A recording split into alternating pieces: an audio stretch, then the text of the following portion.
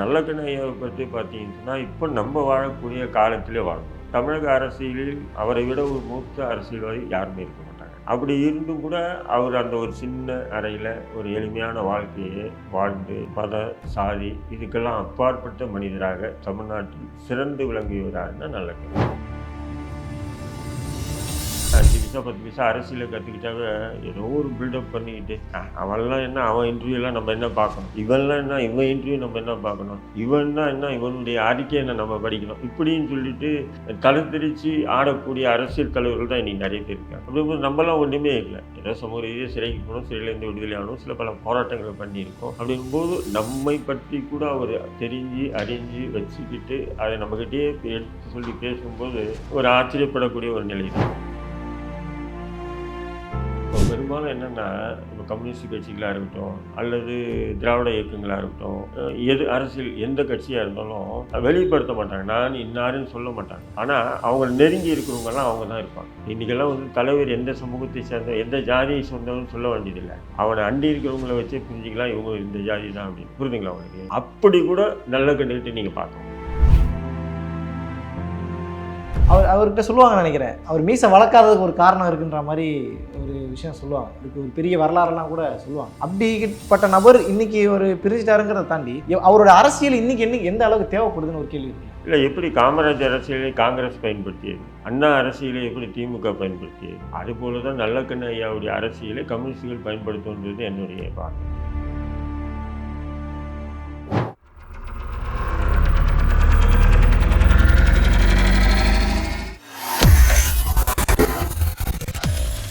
வேலை வேண்டுமா? Blue ocean இருக்கிறது. 10th 12th டிப்ளமோ டிகிரி படித்தவர்களுக்கு உணவு, தங்குமிடம், இஎஸ்ஐ, பிஎஃப் இன்சூரன்ஸ் உள்ளிட்ட சலுகைகளுடன் அனுபவத்திற்கேற்ற நல்ல சம்பளம் 15,000 முதல் 30,000 வரை. பெண்களுக்கு முன்னுரிமை. 2,000க்கும் மேற்பட்ட வேலை வாய்ப்புகள் உள்ளன. இப்போதே தொடர்பு கொள்ளுங்கள். Blue ocean.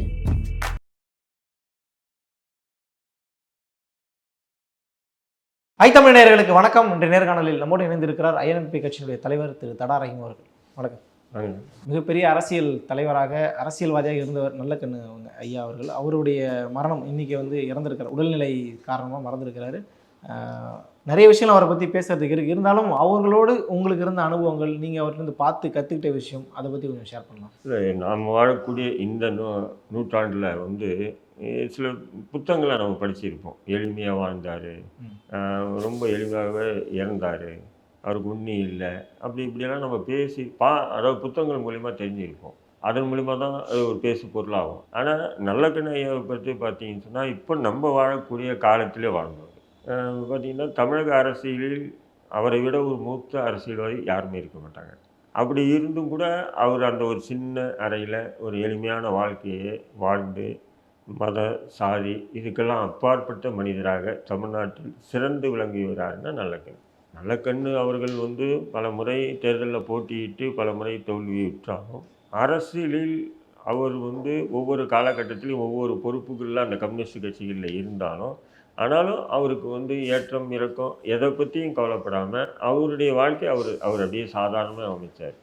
அவரை சந்திக்க செல்லக்கூடிய நபர்களிடம் இப்போ உதாரணத்துக்கு பார்த்தீங்கன்னா ஒரு முறை நானே போகிறேன், 4-5 பேர் பசங்களோடு போகிறோம். அவரை பார்க்கணும்னு சொல்லி தான் நம்ம போகிறோம். ஏன்னா ஒரு அரசியல் மூத்த ஒரு அறிஞர் ஒரு நபர் ஒருத்தர் இருக்கார், அவரை பற்றி தெரியும், நமக்கு படிச்சிருக்கோம், பார்த்துருக்கோம், மற்றவங்க சொல்லி கேட்டிருக்கோம். ஏன் அவர் உயிரோடு தான் இருக்காங்க, அவர்கிட்ட நம்ம போய் அவர்கிட்ட பேசும்போது நமக்கு அந்த அனுபவங்கள் எப்படி அது ஒரு பாடமாக இருக்குமே அப்படின்ற அடிப்படையில் போகும்போது அப்போ போய் உட்காந்து பேசும்போது பார்த்திங்கன்னா அந்த தள்ளாத வயதிலும் என்னுடைய பேரை சொல்லி சில போராட்டங்கள் சில விஷயங்கள் நாங்கள் பேசுனது எல்லாத்தையும் மேற்கோள் காட்டி அவர் பேசும்போது எனக்கே ஆச்சரியமாக இருந்தது. அப்போது எந்த அளவுக்கு அவர் அரசியலை %, அந்த நேரத்தில் கூட அவர் வந்து நுனிப்புள் இது விரல் நுனியில் வச்சுருந்தார். அந்த அரசியலை விரல் நுனியில் வச்சுருந்துருக்கார். அப்படி தான் நம்ம பார்க்கணும். ஏன்னு சொன்னால் இப்போ இருக்கக்கூடிய 5 பைசா 10 பைசா அரசியலை கற்றுக்கிட்டாவே ஏதோ ஒரு பில்டப் பண்ணிக்கிட்டு அவன்லாம் என்ன அவன் இன்டர்வியூலாம் நம்ம என்ன பார்க்கணும், இவன்லாம் என்ன இவன் இன்டர்வியூ நம்ம என்ன பார்க்கணும், இவன்னா என்ன இவனுடைய அறிக்கையை என்ன நம்ம படிக்கணும், இப்படின்னு சொல்லிட்டு தளர்த்திரிச்சு ஆடக்கூடிய அரசியல் தலைவர்கள் தான் இன்றைக்கி நிறைய பேர் இருக்காங்க. அப்படிங்கும்போது நம்மலாம் ஒன்றுமே இல்லை. ஏதோ சமூக ரீதியாக சிறைக்கு போனோம், சிறையிலேருந்து விடுதலை ஆனோம், சில பல போராட்டங்களை பண்ணியிருக்கோம். அப்படிங்கும்போது நம்மை பற்றி கூட அவர் தெரிஞ்சு அறிஞ்சு வச்சுக்கிட்டு அதை நம்மக்கிட்டேயே எடுத்து சொல்லி பேசும்போது ஒரு ஆச்சரியப்படக்கூடிய ஒரு நிலை தான். அவர் ஒரு சிறந்த நபராக இருந்தார். அவர் பார்த்தீங்கன்னா எந்த நேரத்துலையுமே தன்னுடைய சாதியை கூட அம்பலப்படுத்தியே இல்லை. பட் அவர் நான் விசாரித்த வரையும் பார்த்தீங்கன்னா தேவர் சமூகத்தை சேர்ந்த அகமுடைய இதுவை சேர்ந்தவர் தான். பட் அவர் என்றைக்குமே அவர் தன்னை சாதியை முன்னிலைப்படுத்தியோ அதாவது சாதியை வச்சு தன் கூட ஒரு கூட்டத்தை நினச்சிருந்தா சேர்த்துருக்கலாம் இல்லைங்களா. மூத்த அரசியல்வாதி முக்குளத்தூர்கிட்ட நான் தான் அகமுடியருடைய இது அப்படின்னு சொன்னாங்க. சாதி கட்சி ஆரம்பிச்சு இல்லை இப்போ பெரும்பாலும் என்னென்னா இப்போ கம்யூனிஸ்ட் கட்சிகளாக இருக்கட்டும் அல்லது திராவிட இயக்கங்களாக இருக்கட்டும், எது அரசியல் எந்த கட்சியாக இருந்தாலும் வெளிப்படுத்த மாட்டாங்க. நான் இன்னாருன்னு சொல்ல மாட்டாங்க. ஆனால் அவங்க நெருங்கி இருக்கிறவங்கலாம் அவங்க தான் இருப்பாங்க. இன்றைக்கெல்லாம் வந்து தலைவர் எந்த சமூகத்தை சேர்ந்தோம் எந்த ஜாதியை சொந்தம்னு சொல்ல வேண்டியதில்லை. அவனை அண்டி இருக்கிறவங்கள வச்சே புரிஞ்சிக்கலாம் இவங்க இந்த ஜாதி தான் அப்படின்னு. புரிஞ்சுங்களா உங்களுக்கு? அப்படி கூட நல்ல கண்டுகிட்டு நீங்கள் பார்க்க முடியும். ஆமாம், அவர் வாழ்ந்த காலகட்டத்தில் அவர் எதிரிகள் எப்படி இருந்தாங்கன்னு நமக்கு தெரியாது. ஆனால் சமகாலத்தில் எந்த கட்சியுமே எந்த கட்சியை சார்ந்தவங்க கூட அவர் அரசியல் எதிரியாக இது வரைக்கும் யாருமே பார்க்காத ஒரு மனிதராக தான் நானும் கவனிச்சிருக்கேன். அவர்கிட்ட சொல்லுவாங்கன்னு நினைக்கிறேன், அவர் மீசை வளர்க்காததுக்கு ஒரு காரணம் இருக்குன்ற மாதிரி ஒரு விஷயம் சொல்லுவாங்க. அதுக்கு ஒரு பெரிய வரலாறுலாம் கூட சொல்லுவாங்க. அப்படிப்பட்ட நபர் இன்றைக்கி ஒரு பிரிச்சுட்டாருங்கிறத தாண்டி அவரோட அரசியல் இன்றைக்கி எந்த அளவுக்கு தேவைப்படுதுன்னு ஒரு கேள்வி இருக்குல்ல. இல்லை, எப்படி காமராஜர் அரசியலை காங்கிரஸ் பயன்படுத்தியது, அண்ணா அரசியலை எப்படி திமுக பயன்படுத்தியது, அதுபோல தான் நல்லக்கண்ணு ஐயாவுடைய அரசியலை கம்யூனிஸ்டுகள் பயன்படுத்துன்றது என்னுடைய பார்வை. ஏன்னு சொன்னால் காமராஜரை அது ஒரு விளம்பர பொருளாக ஆக்கிட்டாங்க, அண்ணாவை ஒரு விளம்பர பொருளாக ஆக்கிட்டாங்க. இப்போ ஐயா நல்லக்கண்ணு ஐயா அவர்களை கம்யூனிஸ்டுகள் ஒரு விளம்பர பொருளாக ஆக்குவாங்களே தவிர அவர் நினைச்சது அவர் பண்ண அரசியலை முன்னெடுக்கக்கூடிய நிலை யாருக்குமே வராது. ஏன்னா அந்த இல்லை. இப்போது காமராஜரை பற்றி பேசுகிறாங்களா இல்லை காங்கிரஸ்காரன், ஆனால் காமராஜருடைய அரசியலை முன்னெடுக்கிறாங்களா இல்லை. அதான் காமராஜர் அரசு தான் நடந்துகிட்டு இருக்கு. என்ன அரசு? அவங்க அப்படிதான் சொல்கிறாங்க. ஸ்டாலினுடைய அரசு காமராஜர் அரசுன்னுவாங்க. அதேமாரி வந்து அண்ணாவை பற்றி பேசுவாங்க, அண்ணாவை முன்னிலைப்படுத்துவாங்க. பட் அண்ணா அரசுன்னுவாங்க. ஆனால் அண்ணாவுடைய இதுவில் ஒரு 5% கூட திமுக செயல்படல. ஏன்னா அந்த மனுஷன் வந்து உண்மையிலே மிகப்பெரிய ஒரு போராட்ட களத்தை உருவாக்கி இந்தியாவிலே பார்த்தீங்கன்னு சொன்னால், உதாரணத்துக்கு இந்தியாவிலே காங்கிரஸ் கட்சி தான், அடுத்தது கம்யூனிஸ்டுகள் தான், தேசிய கட்சிகள் தான், மாநில கட்சின்றதே இல்லை. அந்த இலக்கணத்தை உடைச்சி மாநில கட்சியும் ஆளும் அப்படின்ற ஒரு இதுவை வந்து தமிழ்நாட்டில் உருவாக்குனது யாரான்னா அவர் ஒரு வருஷம் கூட முதல்வராக இல்லை. அதுக்குள்ளே உடல் நலவிட்டு அவர் இறந்துட்டார். அதன் பிறகு அவரை அண்ணாவை மேற்கோள் காட்டி அரசியலுக்கு வந்த அத்தனை பேரும் பார்த்தீங்கன்னா 1ஆம் நம்பராக தான் இருக்காங்க. எதில்? ஃப்ராடில். அப்போது அதே மாதிரி வந்து இப்போ நல்லக்கண்ணு ஐயாவை பார்த்தீங்கன்னு சொன்னால் அப்படி ஒரு ரோல் மாடலாக அவரை வச்சுக்குவாங்களே தவிர இப்போ அவருடைய அரசியலை முன்னெடுக்கிறதுக்கு யாரும் தயாராக மாட்டாங்க. ஆனால் உண்மையிலே பார்த்தீங்கன்னு சொன்னால் ஒரு வருத்தப்படக்கூடிய ஒரு விஷயம். இது போன்ற ஒரு சிறந்த அறிவுஜீவி அரசியலில் எல்லா வகையிலுமே இருந்து கூட தமிழ்நாட்டில் அவரால் வந்து ஒரு நிலையை எட்ட முடியல. ஆளக்கூடிய அளவுக்கோ அதிகாரத்தை தன்னுடைய கையில் வைக்கக்கூடிய நிலைக்கோ அவரால் போக முடியலன்னு சொன்னால் மக்கள் அப்படி தான் இருக்காங்க. நல்லவங்களை வந்து ஊக்குவிக்கிறது என்கரேஜ் பண்ணுறதெல்லாம் பல காலம் ஆயிடுச்சு. அது நல்ல ஐயா விஷயத்துலையும் அப்படி தான் பண்ணியிருக்காங்கன்றது தான் என்னுடைய பார்வை. ஜெயலலிதா அவருடைய மகள்னு சொல்லி ஒரு 2-3 பேர் பேசிகிட்டு இருக்காங்க. இன்னொரு பக்கம் தான் பழனி பாபாவுடைய வாரிசுன்னு சொல்லி சில பேர் பேசிட்டு பேரை சொல்லியே இன்னைக்கு ஒரு பெரிய அரசியல் பண்ணிட்டு இருக்காங்க. இப்போ இவர் நினச்சிருந்தா இவர் ஒரு பெரிய கூட்டத்தை திரட்டிருக்கலாம், நீங்கள் சொன்னது போல் பெரிய அமைப்பாக திரண்டிருக்கலாம். ஆனால் எதுவுமே பண்ணாமல் தனியாக போனதுன்றது அது ஒரு நல்ல அரசியல் இழந்துட்டோன்ற மாதிரி எடுத்துக்கலாமா? இல்லை, அது ஒரு குறிப்பிட்ட காலத்துக்கு பிறகு கம்யூனிஸ்ட் கட்சிகளில் வந்து அவங்க ஒதுங்குறாங்க. ஒதுங்கிட்டு அவங்களால வந்து அவங்க அந்த கம்யூனிஸ்ட் மென்டாலிட்டிலே இருக்காங்க இல்லையா, அவங்களால அதை மீறி செயல்பட முடியாது.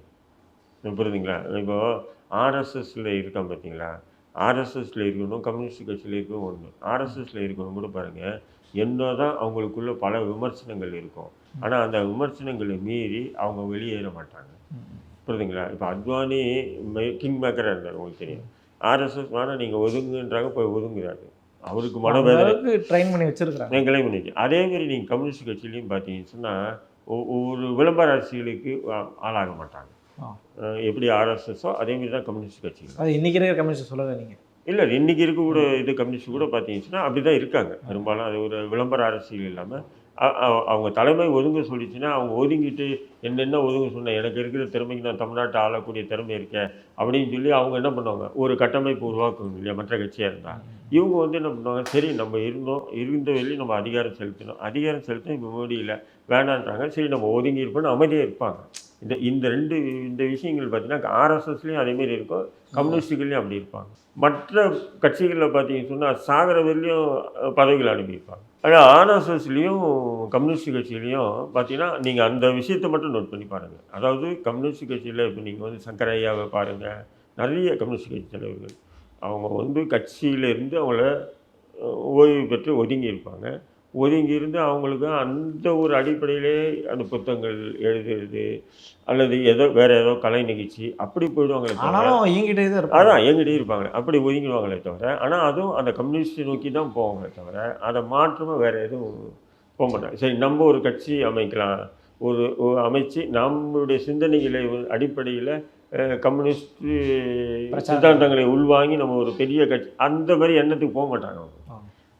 ஆர்எஸ்எஸும் அப்படி தான் போவார், புரியுதுங்களா? ஆர்எஸ்எஸில் விளக்கணும் எத்தனை பேர் மகாபாரதியெல்லாம் பார்த்தீங்கன்னா உச்சத்தில் இருந்தது, இது தூக்கி ஆர்எஸ்எஸ் போட்டுச்சு வெளியே இருக்கா இல்லைங்களா? பட் அவங்க அமைதியாக தானே இருக்காங்க. கல்யாண் சிங் ஆகட்டும், மகாபாரதியாக இருக்கட்டும், நிறைய பேரை நீங்கள் பார்க்கலாம், அத்வானியாக இருக்கட்டும், எல்லாருமே முரளி மனோஜ் ஜோஷியில் விலகிட்டார், பிஜேபி விட்டு விலகிட்டார். ஆனால் அவங்கெல்லாம் உச்சத்தில் இருந்தாங்க. பட் அவங்களால வந்து சரி நம்ம விலகிட்டோம், ஆனால் நம்மளை விலக்கிட்டாங்க தலைமை, நம்ம இது மீறி நம்ம கட்டமைக்கணும்னு போக மாட்டாங்க. அதுதான் அந்த கொள்கையில் வார்க்கப்பட்டிருக்கு. ஆமாம், அதேமாரி தான் கம்யூனிஸ்ட் கட்சிங்க.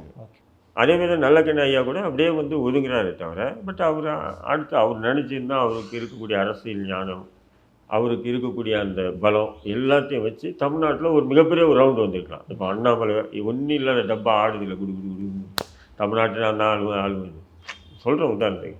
அதேமாரி நிறைய பேர் தமிழ்நாட்டில் இருக்காங்கல்ல, நான் தான் அடுத்த முதல்வர் விஜய் ஒரு பக்கம் விஜய் அடிச்சுட்டு இல்லை சொல்கிறேன், அதேமாரி எல்லாருமே இருக்காங்க. அந்த மாதிரி வந்து நல்லக்கண்ணு ஐயாவில் வந்து வந்திருக்க முடியும். பட் அவங்க அந்த கம்யூனிஸ்ட் கட்சியில் இருந்தனால இவர் மட்டும் இல்லை, நீங்கள் வந்து ஜோதிபாசுலேருந்து எல்லாமே எடுத்து பாருங்கள், கட்சியில் இருக்கவர்களே அந்த பொறுப்பில் இருப்பாங்க. பொறுப்பு விட்டு விலகினதுக்கப்புறம் அமைதியாக இருப்பாங்க. எந்த கட்சி அந்த குழப்பம்லாம் பண்ணுவாங்க. பாண்டியன் எடுத்துங்க, மூத்த அவர் கூட அந்த கட்சியை விட்டு விலகினதுக்கப்புறம், அந்த தலைமையை விட்டு விலகினதுக்கப்புறம் வேறு எந்த சைலண்ட் இது தலைமை சொன்ன பேசுவங்களுக்கு தான் எல்லாம் அமைதியாக இருப்பாங்க. இது ஆர்எஸ்எஸ் கம்யூனிஸ்டுக்கு மட்டும்தான் இந்த 2 பேர் தான் இதை நடைமுறைப்படுத்துகிறாங்க. மற்ற எல்லாம் அப்படி இல்லை, காங்கிரஸில் கூட அப்படி இல்லை, எதுலையுமே அப்படி இல்லை. உண்மையிலே கட்சியில் கண்ட்ரோலாக இருக்கிறது இந்த 2 பேர் தான். 2 பேர் தான். இப்போ அந்த அடிப்படையில் நல்லக்கண்ணு ஐயா வந்து அவருக்கு எவ்வளோ திறமைகள் இருந்து கூட அவரால் வந்து வேறு எதுவும் போக முடியல. ஏன்னா அவருடைய அந்த கொள்கை அந்த ரீதியாக வந்து நல்லா ஊறி கம்யூனிஸ்டில் இருக்கார். இருக்கும்போது அதை மீறி நாம் ஒரு கட்டமைப்பு உருவாக்கணும், கம்யூனிஸ்டில் இவ்வளோ நாள் கஷ்டப்பட்டோம், அதனால் கம்யூனிஸ்ட் கொள்கையை உள்வாங்கிய ஒரு கட்டமைப்பு உருவாக்கணும் அப்படின்னு நினச்சிருந்தாருன்னா பண்ணியிருக்கலான்றார். ஆனால் பண்ணலை. இந்த இன்னைக்கு இருக்கிற அரசியல் தலைமுறை இளைய தலைமுறைகள் அவர்கிட்ட வந்து நிறைய கற்றுக்கணும். அதான் நிறைய ஒரு சிறந்த முன்னுதாரணம்.